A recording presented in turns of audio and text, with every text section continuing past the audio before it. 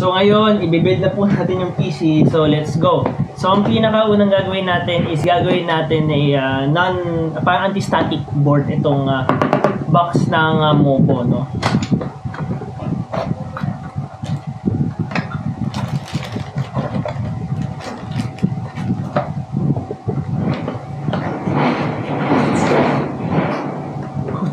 Nag-aaway na pusa sa labas. Anyway, ito na ang ating anti-static na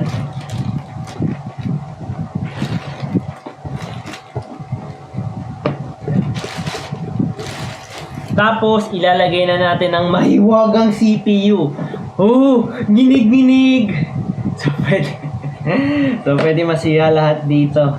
Pero sana naman at sa awa ng Panginoon,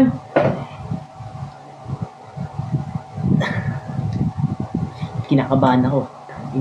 Tagal ko na hindi nag-build ng So yung last na build ko is 2015 ata. Putang ina. So ito na nga, iaangat natin yung socket. Tapos magko-correspond siya doon sa golden, ito sa golden triangle dito sa my god, pinapawisan ako. Anyway, nakikita na itong mga maliliit na gold pin na to. Pag yan nasira, putang ina. Ayan na, naka-up na siya.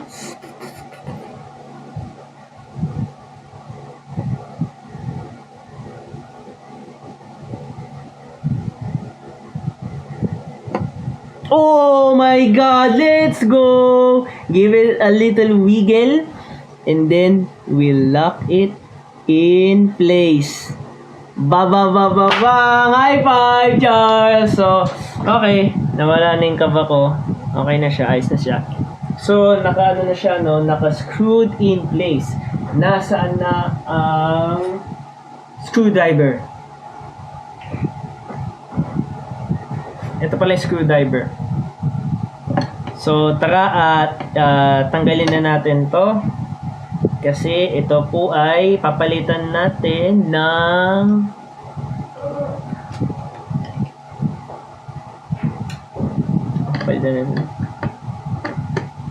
Thermalright Peerless Assassin. Ay, wait lang. Install na pala muna natin yung yung RAM, no? Where's the RAM? Ito na RAM natin, no? Ano ba to? Saan paano ba to? Ay, mali lagi. Tama ba? Charles, tama ba? Ayaw. Go. Parang nag-crack, no? Ganun talaga yung tunog. Parang nagka-crack. Pero, nag-click in yun.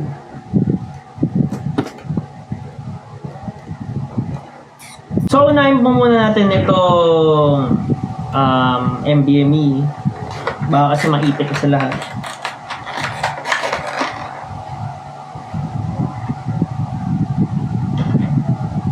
So, ito po yung Lexar NVMe. Tiyanan! Tapos, ito po yung pull-through. Parang pull-pin. Hindi po siya yung screw. Ayan o. Tapos, we light it up.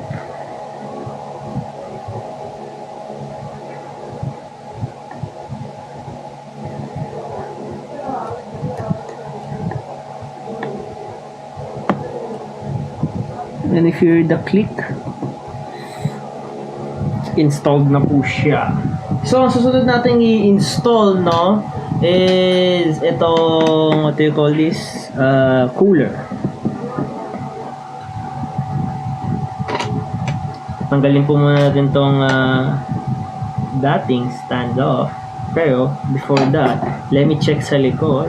I'm pretty sure meron po tayong backplate and here is that backplate.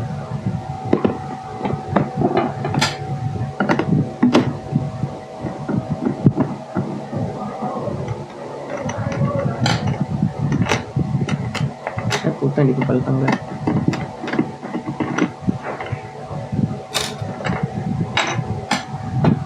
So, ayan. Tapos, kukunin po natin si AM4. Ay, gagi. May gunting ba tayo?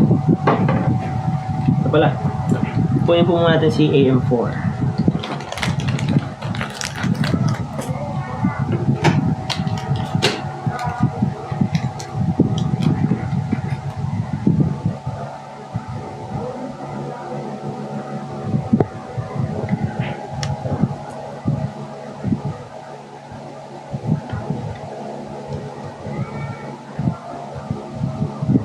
Oh, ba't ang tigas mo? Ang tigas nyo, pero sa iba hindi. Okay. Tapos itong screw naman, dapat na screw. Kukunin po natin si ito, these are for the LGA. So, aiming po siya, no? Aiming. Wait lang nga, puta. Aiming nga ba? Haha! Ha! Tama ako. Aiming nga. Aiming towards CPU. Uy, gogo ko.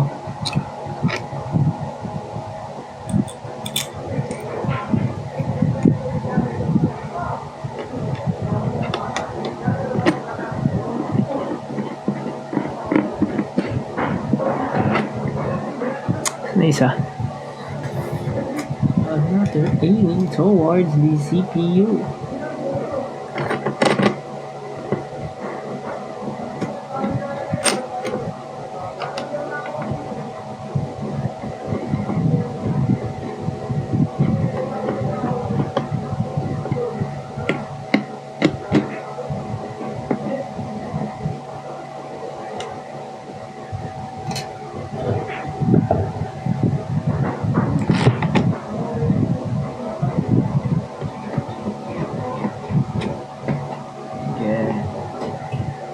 Yeah.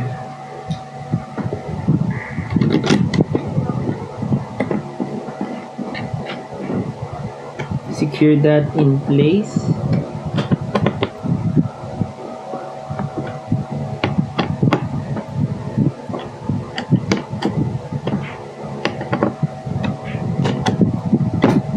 So, wala tayong spatula.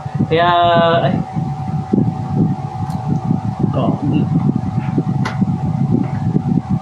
Gagi na wala.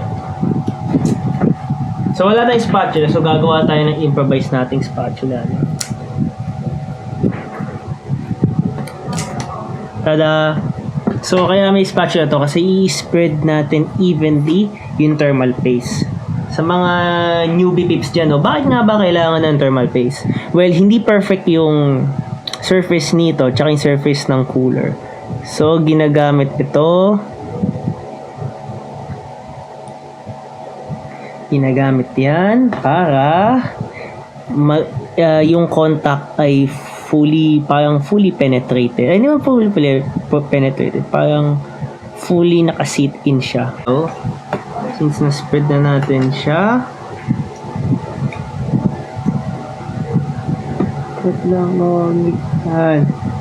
spread natin siya. Let us now tighten down the tower.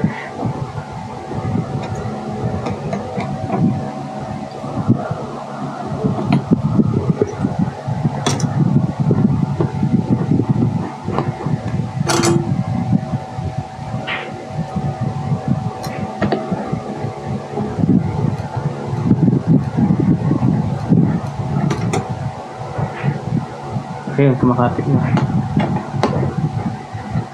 So, mas maganda kapag isa-isa para even yung tightness.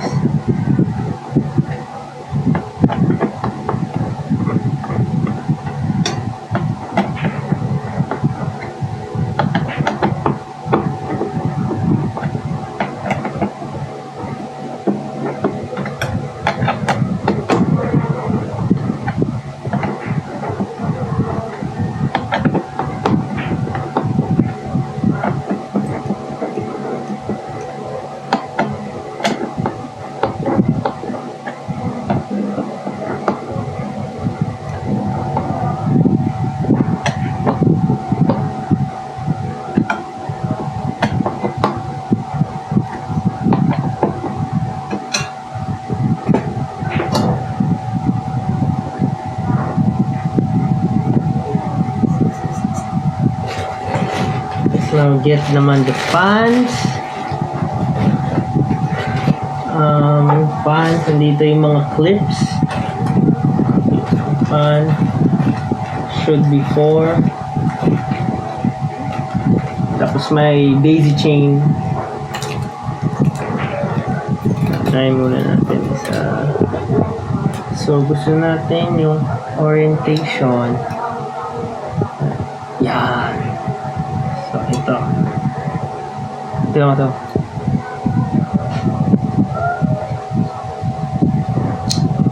Yan, first clip.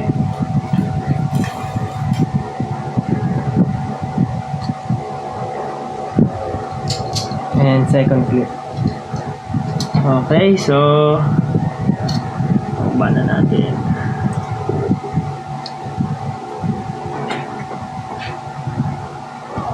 Nakikita nyo, tingnan nyo.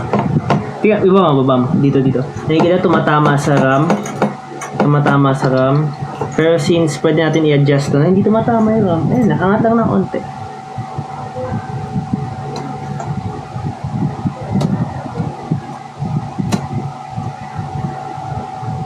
Fully fit in na siya. Tapos ganun din dito. O ganyan.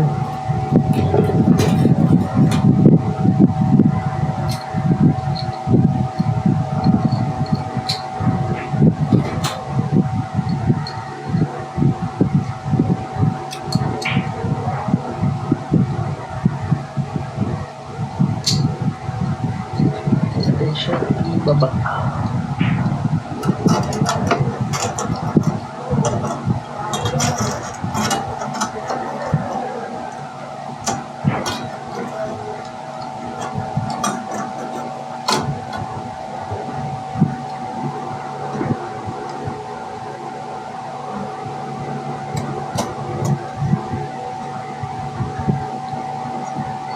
Boom shakalaka. 710 gig. Hindi, 1 terabyte. SSD? Ano ng ball difference? Hindi naka-record. Tapos, kaya mo na muna yung mga wires.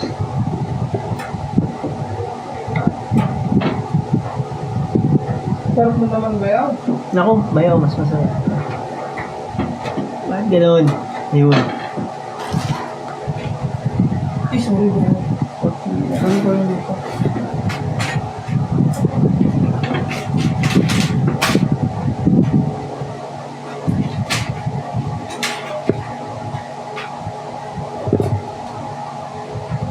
Kunin ko na ulit ito, Charles. Gusto mo, oh. I-charge yung aking videographer niya. Nalagyan na naman ng sound yun, diba? Hindi, salita lang talaga. So ito, lalagay natin yung mga screws. So isa-isa muna. Gogi ko na ulog ko. Isa-isa muna tayo. Hintay ba kayo ng mga yan? Nilista ko lang sa notebook yung... Yun eh. Ano ko na ito? Lagyan ko sa ba?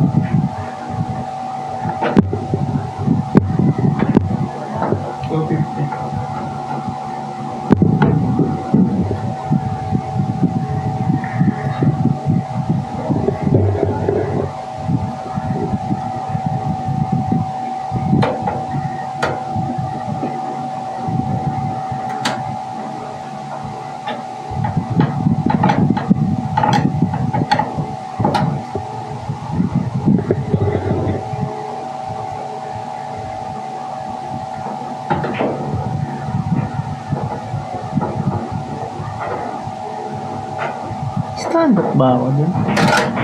Tama. Wala.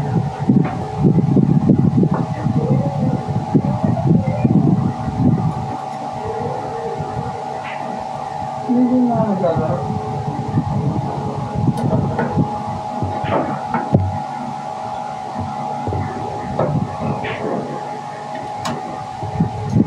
Isa na lang. Kaso, wala na. Wala na akong stand-up. Wala naman dun. Dito wala din.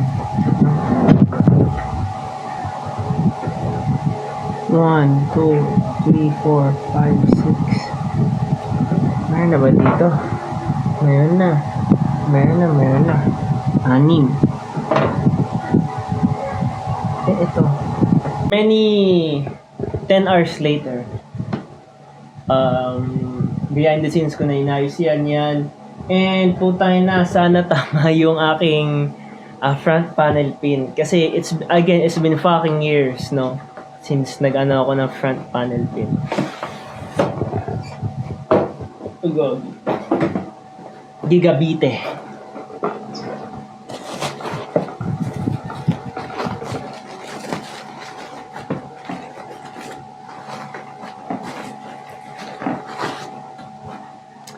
Let's fucking do this.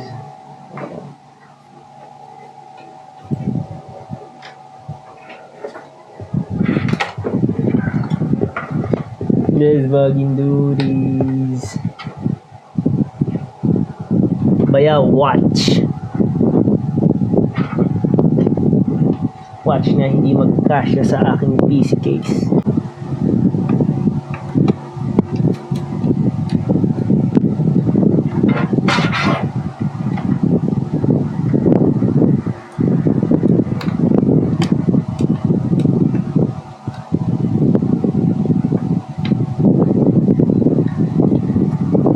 Ngayon, moment of truth. Pag bumukas to, fuck yeah. Pag hindi, fuck no. Ay. So, after hours na troubleshooting, sabi ko talaga putang ina na ano eh. Sabi ko talaga na ayoko muna videoan na i-on ko kasi alam kong hindi mag-on. And totoo nga yung akala ko hindi mag-on. Ang dami ko nang ginawa. Ni-reseted ko yung CPU.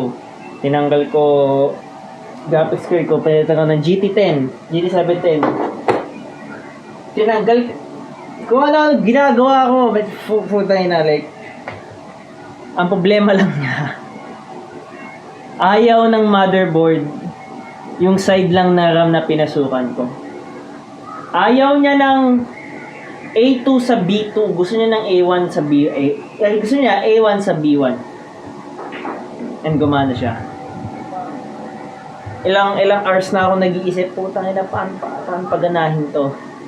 Akala ko nga mali din yung akala ko din mali yung power reset, yung front panel connector. So ginawa ko, tinanggal ko. Tapos ko pa, shinort ko pa para buksan parang kotse. Tapos wala pa rin. Sa akala ko nga mali din yung paglagay ko ng front panel kasi parang 2015 na nga yung last na build ko. Pero tama naman pala. Yung RAM lang talaga yung mali. Fuck the RAM. Anyway, mamaya na ulit. So, quick update naman po tayo. Mukhang okay lang naman po yung naging dito sa PC. Kung makikita nyo naman, ini-start ko na yung CS2. Pero mukhang okay naman po yung naging build ng PC na to. Nagkaroon ako ng mga issues dahil from Windows 10 to Windows 11, no? So, madami yung ginawang mga update, mga tweaks para lang gumana ng maayos, no? Tayo na, hindi nga gumagana yung Helldiver nung nag-upgrade ako ng Windows 11 Shelby. Pero ngayon, okay na po siya. Ipapakita ko po sa inyo itong CS2 na sinasabi ko po sa inyo na dati na parang 150 FPS average na nag-dip down po siya sa mga 70 to 60 FPS, 1% dose. Pero ngayon, i-check po muna natin, no, kung gaano kaayos to. So, average ngayon is 358. Ito, 352, 360. So, in short, sobrang smooth niya po. Compared po dati, mas mataas na po yung 1% low niya and mas mataas na po din yung kanyang average FPS. So ito na po lahat configured as full. Tapos ito dalawang push.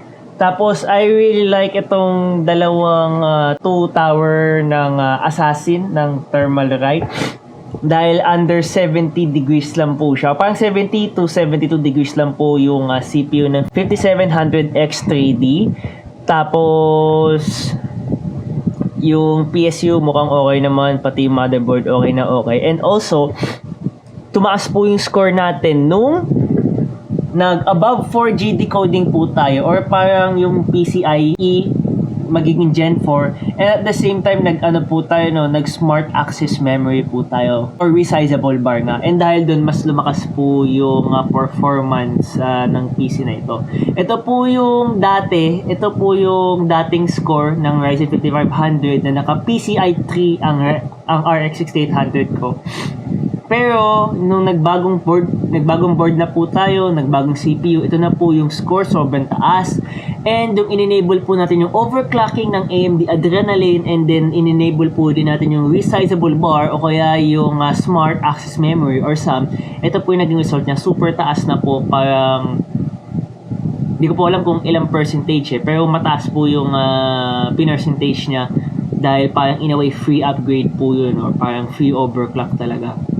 So yeah, thank you din sa panonood ng video ko, no, ng pag-build ng aking PC. So mukhang hindi naman po ako magbi-build or i-upgrade to lately, or in soon, kasi itong 6800 mag-review po ako niyan. Pero ang masasabi ko po sa inyo dyan is para sa wattage ng mga higher niyan, maganda na po ito para sa kanyang performance. So yun lang po, thank you, and sana nag-enjoy kayo.